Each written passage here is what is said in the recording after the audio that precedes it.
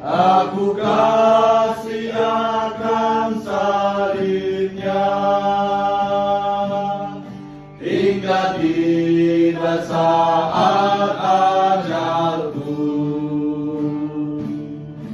Ku tetap memegang salibnya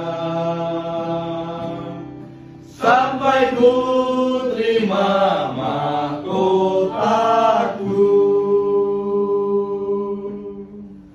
Memahami doa dengan benar. Bagaimana kita memahami doa dengan benar? Kenapa? Doa yang dilakukan dengan benar, kuasanya besar. Ada kuasanya. Bukan tinggal langsung sembuh berarti. Tidak. Definisi doa menurut KBBI itu apa? Doa itu adalah sebuah permohonan atau harapan kepada Tuhan. Jadi ketika seseorang berdoa, berarti dia berharap bahwa ini pasti jadi.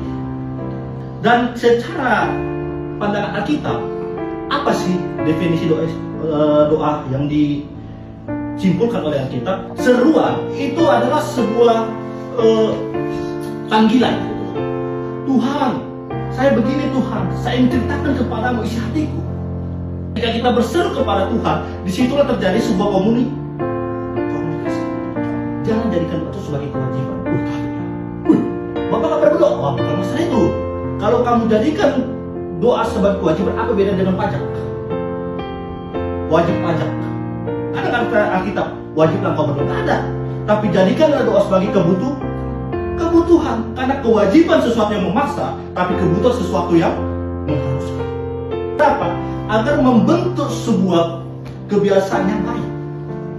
Agar membentuk sebuah kesehatan iman yang jelas.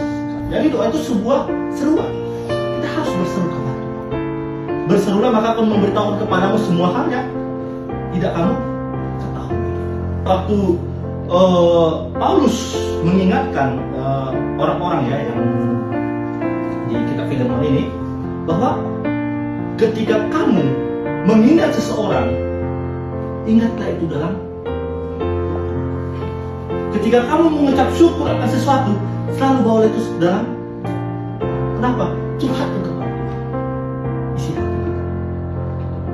Makanya jangan susahnya aja dicurhatkan ke Tuhan, senangnya kita. Kadang banyak orang begitu. Kalau senang dia fokus dengan dunianya, udah susah. Pernah cobaan tuh, padahal duit gak ada 3 kali aja udah coba sebarkan cobaan gue. Di Khotbah pasal 3 dikatakan apa? Segala sesuatu Tuhan jadikan indah pada. Jadi nggak usah. Ya. Yang kedua, kita harus lihat struktur doa yang benar itu seperti apa. Ternyata Tuhan Yesus mengajarkan struktur doa secara rapi. Bukan berarti jadi patokan mati ya. Tapi ada struktur yang saya lihat, itu luar biasa. Kenapa? Tuhan yang ajar. Tidak ada standar yang jauh lebih tinggi daripada standar Tuhan. Tuhan bilang, kalau mau minta, tinggi. Buat sengaja seperti apa kamu meminta. Setelah kita melakukan hal yang lain, kita tinggikan Tuhan, barulah isikan, beri apa masukan isi harus rapi. Maka yang kedua, tahapannya apa? Masukkan permohonan. Makanya Alkitab itu mengatur kita dalam segala sesuatu. Mengatur, mendidik kita bahwa agar kita rapi. Kenapa? Karena Tuhan yang rapi, Tuhan yang teratur, ingin anak-anaknya menjadi orang yang rapi dan teratur. Jadi dalam hidup ini, ketika Tuhan memberikan segala sesuatu secara teratur, maka kita harus mengaplikasikan keteraturan Tuhan dengan apa? Kehidupan kita yang teratur. Kenapa Tuhan itu maha teratur? Kita lihat di Kejadian pasal 1 ayat 1-31. Rapi sekali dia ciptakan apa? Sebelum dia menciptakan manusia, dia ciptakan apa yang diperlukan manusia. Manusia perlu matahari, Tuhan ciptakan dulu. Manusia butuh air, Tuhan ciptakan dulu. Manusia butuh tumbuh-tumbuhan untuk dimakan, Tuhan ciptakan dulu. Tuhan butuh binatang untuk teman-teman apa, Tuhan ciptakan dulu. Manusia kekurangan perempuan, laki-laki kekurangan perempuan, Tuhan ciptakan. Lengkap nggak? Lengkap. Kalau misalnya Tuhan ciptakan sama-sama perempuan dan laki-laki, bingung lagi. Fungsinya apa? Tapi karena Tuhan lihat laki-laki butuh perempuan, maka diciptakanlah perempuan sesuai dengan fungsi. Apa fungsinya? Sebagai penolong, bukan pemimpin. Beda pemimpin dengan penolong. Penolong apa? Misalnya nih, kasih masukan pada pasangan, begini begini. Tapi bukan memerintah laki. Boleh nggak perempuan kasih waktu? Silakan. Boleh saja. Tapi jangan sampai memimpin laki. Jadi teratur. Poin yang terakhir, apa hubungannya dengan kita orang percaya? Apa sih hubungan doa dengan orang percaya?